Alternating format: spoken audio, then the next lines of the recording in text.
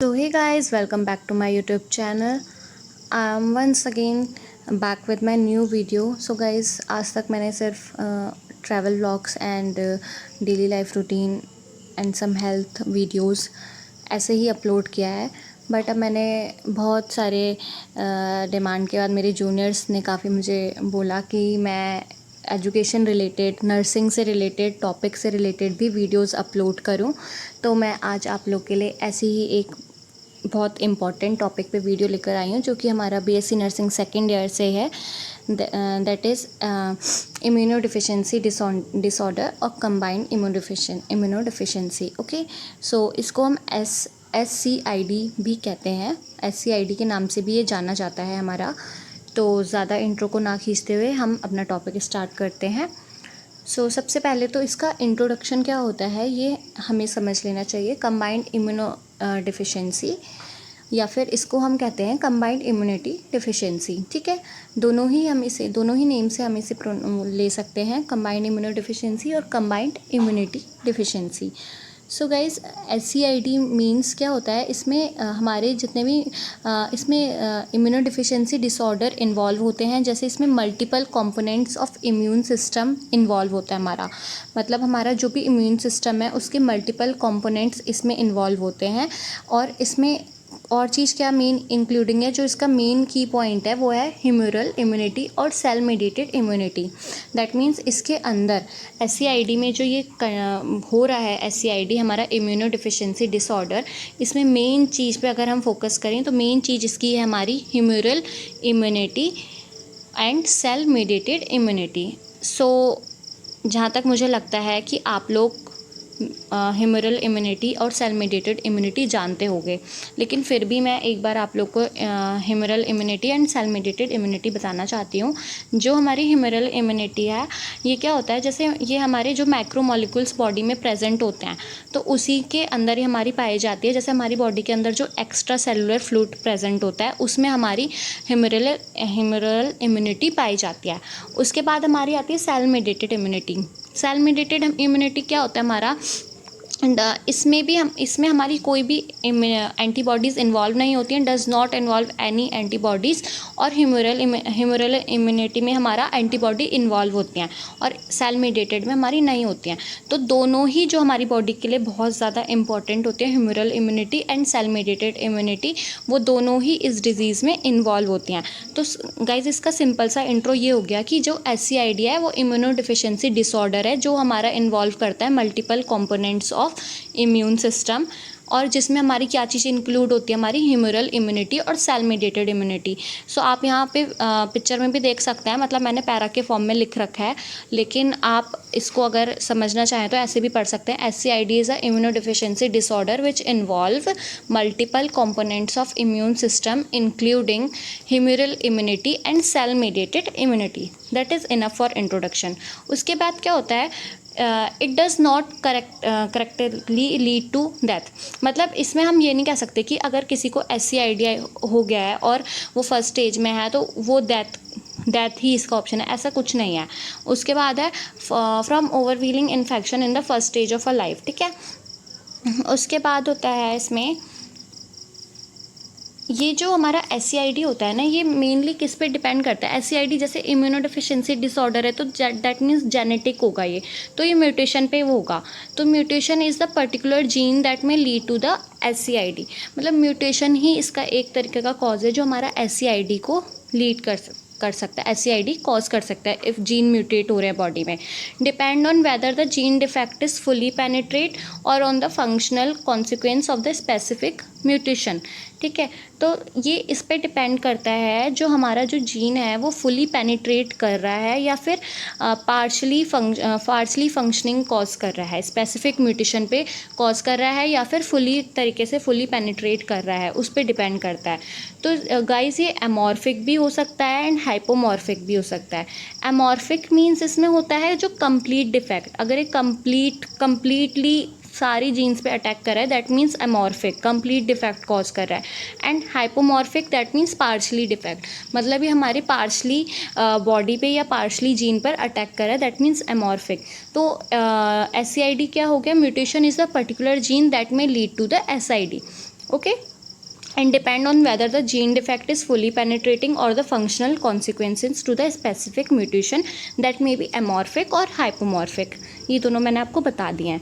उसके बाद क्या होता है इसमें, जो SCID होता है ये neither the T cell not the B cell work properly. अब इसका जो मेन पॉइंट अगर हम फोकस करके चलें तो जैसे कि ह्यूमरल इम्यूनिटी और सेल मीडिएटेड इम्यूनिटी मैंने आपको बताया था, वैसे ही इसमें एक और मेन पॉइंट है, जो हमारी बॉडी में T सेल्स और B सेल्स इन्वॉल्व होते हैं तो कोई भी इसमें सेल हमारा प्रॉपरली वर्क नहीं करता है, क्योंकि इम्यूनो डिफिशिएंसी डिसऑर्डर है और T सेल B सेल इसमें वर्क नहीं करेंगे प्रॉपरली, क्योंकि हमारी जो दोनों इम्यूनिटी हैं बॉडी की, humoral immunity and cell mediated immunity, वो दोनों ही प्रॉपरली वर्क नहीं कर रही हैं। तो इसलिए T सेल और B सेल भी प्रॉपरली वर्क नहीं करेंगे। तो T सेल B सेल वैसे आप लोग को पता होगा, लेकिन मैं फिर भी आप लोग को बताना चाहती हूँ। T सेल होते हैं thymus cell and B cell होते हैं bone marrow cell. Okay, so T cell mainly होते हैं सेल मीडिएटेड इम्यूनिटी में, और B सेल हमारे होते हैं प्राइमरी रिस्पॉन्सिबल होते हैं किसी भी ह्यूमरल इम्यूनिटी के लिए। ठीक है, तो T cell B cell you can relate with humoral immunity and cell mediated immunity. तो ये हमारा हो गया SCID का इंट्रोडक्शन। तो इसको आप अपनी लैंग्वेज में भी लिख सकते हैं, अपनी लैंग्वेज में अपना लिखना चाहें तो ये मैंने बिल्कुल शॉर्ट में यहाँ नोट्स में लिख रखा है, आप इससे देख सकते हैं अच्छे से। तो फॉर बेटर क्वालिटी गाइज, आप अपना जो इसमें यूट्यूब का क्वालिटी होता है उसे आप इंक्रीज़ करके ये वीडियो को क्लियरली वॉच कर सकते हैं। सो उसके बाद क्या होता है, बबल बॉय डिज़ीज़। जो SCID होता है उसको हम बबल बॉय डिज़ीज़ के नाम से भी जानते हैं, एंड ये काफ़ी बबल बॉय डिज़ीज़ के नाम से भी फेमस होता है। सो अगर SCID हमारा बेबीज़ में हो जाता है तो जो बेबीज़ होते हैं ना हमारे, वो IgG जो एंटीबॉडीज़ होती हैं उन्हें प्रोड्यूस नहीं करते हैं, cannot produce IgG antibodies. So once the IgG form the mother has gone, they easily get the type of infection. So जब बेबी है वो IgG एंटीबॉडीज़ फॉर्म नहीं कर रहे हैं और मदर के थ्रू बेबी में IgG एंटीबॉडी पहुंच जा रही है, तो वो ईज़िली वो इन्फेक्शन के प्रोन हो जाते हैं। मतलब infection mother as a carrier उसमें एक्ट करेगी और इन्फेक्शन हो जाएगा बेबी को SCID। ओके, सो उसके बाद मैं आपसे कह रही थी कि इस SCID डिज़ीज़ को हम कहते हैं bubble boy disease also. Okay, so bubble boy disease अब क्या होता है, जैसे आपको नेम से ही पता चल रहा होगा, बबल, कोई बबल है कोई बॉय है। ओके, तो bubble boy disease so widely known during the 1970s and 1980s। इसको 1970s और 1980s में पाया गया था या उस समय जाना गया था इस डिज़ीज़ को, when there were learn of the David Vetter. कोई डेविड वेटर नाम के एक लड़का था जो एक्स लिंक्ड SCID था, जो उसमें ये डिज़ीज़ पाई गई थी वो एक्स लिंक्ड SCID पाई गई थी, जो कि 12 साल प्लास्टिक में रहा था। 12 साल वो प्लास्टिक में रहा था जर्म फ्री बबल के अंदर। ओके, तो SCID is often called bubble boy disease. SCID become widely known during the 1970s and 80s when the world learned of David Vetter, a boy with X-linked SCID who lived for 12 years in a plastic germ-free bubble. Okay, plastic germ free bubbles के अंदर वो almost 14 years के अंदर, वो 12 years उसके अंदर रहा था। आप ये पिक्चर्स में देख सकते हैं, ये देखिए प्लास्टिक बबल था, उसके अंदर ये बेबी रहा था। तो इसको यही बीमारी थी, SCID बीमारी थी, इसलिए हम इसके अंदर फर्स्ट टाइम ये बीमारी पाई गई थी, इसलिए हमने इसका नाम बबल बॉय डिज़ीज़ भी रख दिया इस डिज़ीज़ का। सो ये 12 साल उसके अंदर रहा था एंड इसको एक्स लिंक SCID था। एक्स लिंक SCID मैं आपको अभी आगे बताती हूँ कि एक्स लिंक SCID होता क्या है। सो वैसे काफ़ी ब्रॉडली एक्सप्लेन टॉपिक है, मैं बहुत शॉर्ट में इसको एक्सप्लेन करना चाह रही हूँ।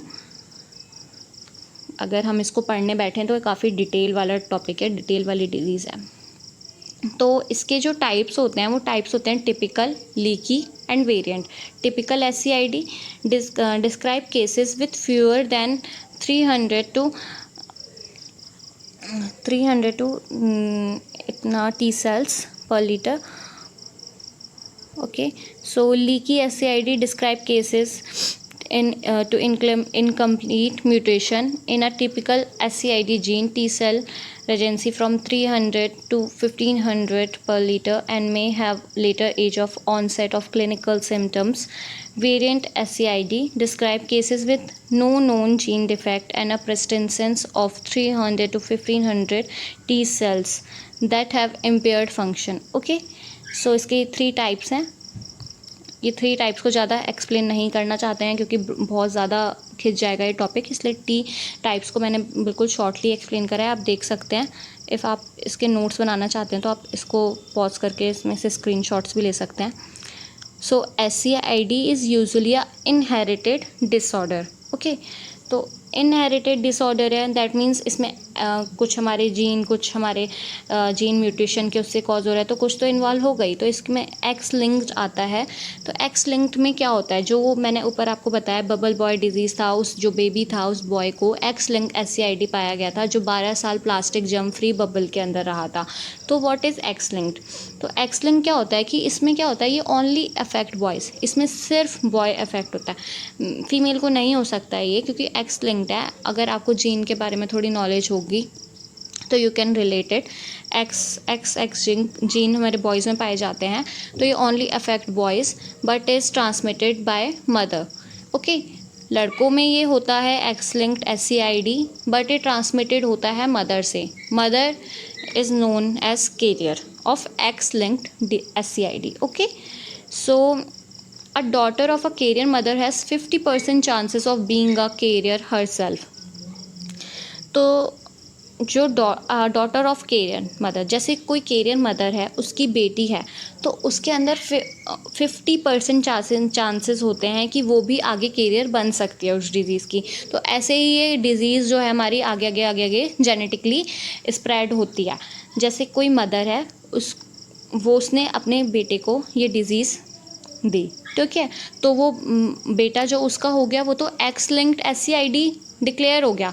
लेकिन एक्स लिंक्ड हो गया, दैट मीन्स मेल को ही होगा, ये फीमेल को होगा नहीं. अब उसने फीमेल डॉटर को बर्थ दिया, फीमेल डॉटर को कोई भी डिजीज़ नहीं हुई SCID, लेकिन वो कैरियर बनने के 50% चांसेस हैं. जो इस बेटी को उसने जन्म दिया, वो आगे चलकर अगर कभी किसी को अपने बेबी को बर्थ देगी तो उसमें 50% चांसेस हैं SCID के कैरियर बनने के. ओके, सो यही इसमें लिखा है, daughter of carrier mother has 50% chances of being a carrier herself. Each son of a carrier mother has a 50% chances of being affected by the disorder. So यहाँ पर आप देख सकते हैं जेनेटिक्स एंड इनहेरिटेंस, इसके बारे में दिया है. 12th में हमने पढ़ा था, सबने, आप लोगों ने भी पढ़ा होगा. सो इसमें आप देख सकते हैं X link recessive carrier mother and X link recessive affected father. ये ना काफ़ी मतलब अच्छा पिक्चर मुझे लगा, तो मैंने इसमें अपने PDF में डालने की कोशिश करी, क्योंकि इससे मैं ना ईजिली एक्सप्लेन है. देखिए, अनअफेक्टेड फादर है X and Y and carrier mother है X. Okay, you can easily see the difference. Okay, यहाँ पे इसमें ये भी दे रखा है साइड में शॉर्ट में. अनअफेक्टेड में फुली, जिसमें ब्लू है वो पूरा अनअफेक्टेड है, नहीं है उसे कुछ भी. एंड जो मदर है उसमें 50% चांसेस हैं. That means half dark blue से ये हो रखा है, that means she is affected और she may be a carrier. Okay, उसके बाद देखिए X link recessive affected father में क्या होगा, जो अफेक्टेड अनअफेक्टेड है वो तो पूरे ब्लू है, ठीक है, मदर वो अनअफेक्टेड है. अब जो फादर है, जो पहले से ही एक्स लिंक SCID उसे था या है, तो वो अफेक्टेड है एंड कैरियर भी हो सकता है. ओके, तो उनके जो बेबीज़ वगैरह होंगे, आप पूरा मतलब इसका चार्ट देख सकते हैं ईजिली, इसमें एक्सप्लेन कर रखा है एंड ईजिली ये हम समझ सकते हैं. उसके बाद क्या होता है, जो ऑटोसोमल रिसेसिव डिसऑर्डर भी होता है हमारा, जो हमारा SCID है वो एक्स लिंक्ड SCID भी हो सकता है और ऑटोसोमल रिसेसिव डिसऑर्डर भी हो सकता है. Autosomal recessive disorder you all must know, तो मैं इसको ज़्यादा नहीं खींचते हुए मैं इसको शॉर्ट में एक्सप्लेन करना चाहूँगी. इसमें क्या होता है, ऑटोसोमल में जो हमारे दोनों पेरेंट होते हैं वो हमारे कैरियर होने के पूरे चांसेस रखते हैं. In this situation both the parents are carriers and each child okay, whether a girl or a boy has a 25% chances of being affected. इसमें क्या होता है, जो हमारे जो पेरेंट हैं वो दोनों ही एक तो कैरियर का रोल प्ले करेंगे, और जो उनके बेबीज़ हैं वो दोनों, चाहे वो गर्ल है चाहे वो बॉय है, उसमें 25% चांसेस होंगे बीइंग अफेक्टेड के. ओके, सो उसके बाद क्या है, sometime the autosomal recessive form of the disease is caused by deficiency of an enzyme called adenosine deaminase. तो कोई कुछ केसेस में ऐसा होता है कि जो ऑटोसोमल रिसेसिव डिसऑर्डर है, इसमें ये हमारे एंजाइम से भी कॉज हो सकती है, एंजाइम की डिफिशिएंसी से। That enzyme is adenosine deaminase, ये देख सकते हैं आप, ये which is found by mean of a special blood test. Okay, so इसका जो हमने टेस्ट करा था वो माइस के थ्रू हमने इसके बारे में पता लगाया था, तो उसके बारे में थोड़ा सा एक्सप्लेनेशन है। SCID mice in 1983 Melvin and Gayle Bosman and their colleagues describe autosomal recessive mutation. Okay, they designated the trait SCID as it's similar to human severe combined immunodeficiency disorder ठीक है। तो उसके बाद क्या था, SCID mouse rare early BNT in a case cells but absence of lymphoid cells in thymus, spleen, lymph nodes and tissues. Okay, gut tissues. Cells other than lymphocyte develops normally in SCID. ये explanation है यहाँ पर, बाकी diagram के through मैं आपको बताती हूँ अभी। The precursors and T and B cells in SCID mouse unable to differentiate into the mature functional B and T lymphocytes. Okay, ये एक्सप्लेनेशन है, आप इसको एज इट इज़ लर्न कर सकते हैं और एज इट इज़ ही लिखना पड़ेगा, क्योंकि अपने लैंग्वेज में हम नहीं लिख सकते, क्योंकि जो अगर किसी ने कोई थ्योरी दी है या किसी ने किसी चीज़ पे एक्सपेरिमेंट करा है तो उसको हमें एज इट इज़ ही लर्न करना पड़ता है और एज इट इज़ ही समझना पड़ता है और एज इट इज़ ही एग्जाम पे लिखना पड़ता है, तभी हमें प्रॉपर नंबर मिलता है। अगर हम इसमें थोड़े से भी लैंग्वेज चेंज कर देंगे तो ये गड़बड़ हो जाएगा एंड हमारे मार्क्स भी कट होने के चांसेस रह सकते हैं। सो ये डायग्राम है, इसके थ्रू आप देख सकते हैं। सो वैसे ये एक्स्ट्रा था SCID इन माइस, ये आप इस टॉपिक में इंक्लूड कर भी सकते हैं, नहीं भी कर सकते हैं, बट मैंने करा है, सो आप देख सकते हैं। उसके बाद क्या होता है, deficiency of the common gamma chain of the T cells receptor SCID। तो deficiency of the common gamma cells, the most common form of SCID, a mutation in a gene on the X chromosome that involves a component shared by the T cells growth factor receptors and growth factor receptors. The components is referred to as for a common chain. Mutation in the gene result is very low. T lymphocytes and K lymphocytes counts, but the B lymphocyte counts is rich. Okay, count is high. Only males have this type of SCID, but females may carry the gene and have a 1 and 2% chances, 50% chances of passing it on the each son, as well as 1 and 2 chances of passing the carrier state on the each derivator. Okay, सो इसमें क्या लिखा है कि deficiency of the common gamma chain होता है, इसमें the most common form of SCID होता है। ठीक है, तो इसमें जो म्यूटेशन ऑफ अ जीन होता है एक्स क्रोमोसोम का, that involve a component shared by the T cells growth factor. जो हमारे T सेल्स होते हैं, दैट मीन्स थायमन सेल के ग्रोथ फैक्टर पे पूरा इन्वॉल्व रहता है ये, and other growth factor receptor पे भी। This component is refer to as the for common chain. Okay, so इसमें हमारा जो म्यूटेशन हो रहा है, इसमें हमारा यही बताया गया है कि जो मेल है हमारे, only mail have this type of SCID, जिस मतलब मेल जो होता है ना, मेल में दिस टाइप ऑफ SCID पाया जाता है, बट फीमेल्स में carry the gene. Females carrier बन सकती हैं बट उनमें पाया नहीं जाता, they can transmit it. Okay, and have a 50% chance of passing it on to the each son. ठीक है, 50% चांसेस रहते हैं अगर वो किसी बेबी को बर्थ देती है एंड वो बॉय होता है, तो 50% चांसेस रहते हैं कि जीन ट्रांसमिट होंगे ही होंगे। Okay, so clinical presentation of severe combined immunodeficiency, childrens with SCID में developed infection caused by organism और वैक्सीन।